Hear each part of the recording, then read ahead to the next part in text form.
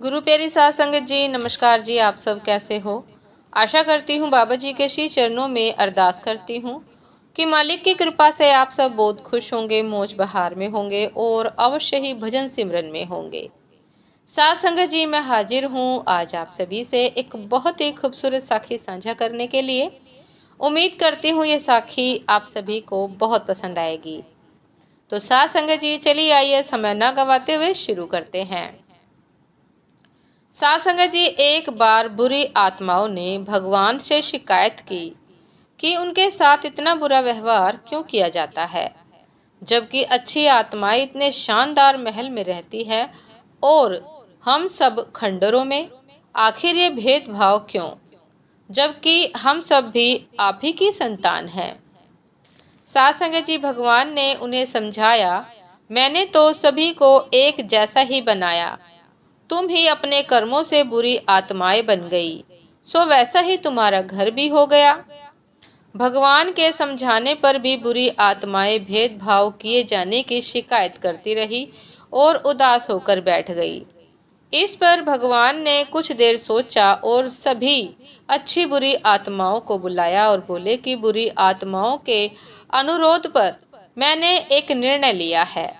आज से तुम लोगों को रहने के लिए मैंने जो भी महल या खंडर दिए थे वो सब नष्ट हो जाएंगे और अच्छी और बुरी आत्माएं अपने अपने लिए दो अलग अलग शहरों का निर्माण नए तरीके से स्वयं करेंगी। तभी एक आत्मा बोली, लेकिन इस निर्माण के लिए हमें ईंटें कहाँ से मिलेंगी? भगवान बोले कि जब पृथ्वी पर कोई इंसान अच्छा या बुरा कर्म करेगा तो यहाँ पर उसके बदले में ईंटें तैयार हो जाएंगी। सभी ईंटें मजबूती में एक समान होगी। अब ये तुम लोगों को तय करना है कि तुम अच्छे कार्यों से बनने वाली ईंटें लोगे या बुरे कार्यों से बनने वाली ईंटें। साध संगत जी, बुरी आत्माओं ने सोचा पृथ्वी पर बुराई करने वाले अधिक लोग हैं, इसलिए अगर उन्होंने बुरे कर्मों से बनने वाली ईंटें ले ली तो एक विशाल शहर का निर्माण हो सकता है। और उन्होंने भगवान से बुरे कर्मों से बनने वाली ईंटें मांग ली। दोनों शहरों का निर्माण एक साथ शुरू हुआ, पर कुछ ही दिनों में बुरी आत्माओं का शहर वहां रूप लेने लगा।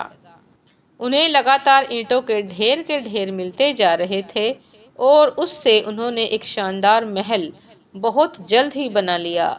वहीं अच्छी आत्माओं का निर्माण धीरे धीरे चल रहा था। काफी दिन बीत जाने के बाद उनके शहर का केवल एक ही हिस्सा बन पाया था।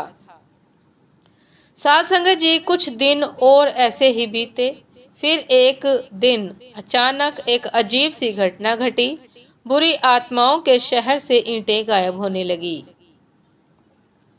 साध संगत जी, दीवारों से, छतों से, इमारतों की नींवों से, हर जगह से ईंटें गायब होने लगी और देखते ही देखते उनका पूरा शहर खंडर का रूप लेने लगा। परेशान आत्माएं तुरंत भगवान के पास भागी और पूछा कि हे प्रभु, हमारे महल से अचानक ये ईंटें क्यों गायब होने लगी है? हमारा महल और शहर तो फिर से खंडर बन गया। साध संगत जी, भगवान मुस्कुराए और बोले कि ईंटें गायब होने लगी हैं। अच्छा, दरअसल जिन लोगों ने बुरे कर्म किए थे अब वे उनका परिणाम भुगतने लगे हैं, यानी अपने बुरे कर्मों से उबरने लगे हैं। उनके बुरे कर्म और उनसे उपजी बुराइयां नष्ट होने लगी हैं, सो उनकी बुराइयों से बनी ईंटें भी नष्ट होने लगी हैं। आखिर को जो आज बना है वह कल नष्ट भी होगा ही। अब किसकी आयु कितनी होगी ये तो अलग बात है। इस तरह से बुरी आत्माओं ने अपना सिर पकड़ लिया और सिर झुकाकर वहां से चली गई। साध संगत जी, जो हम बचपन से सुनते आ रहे हैं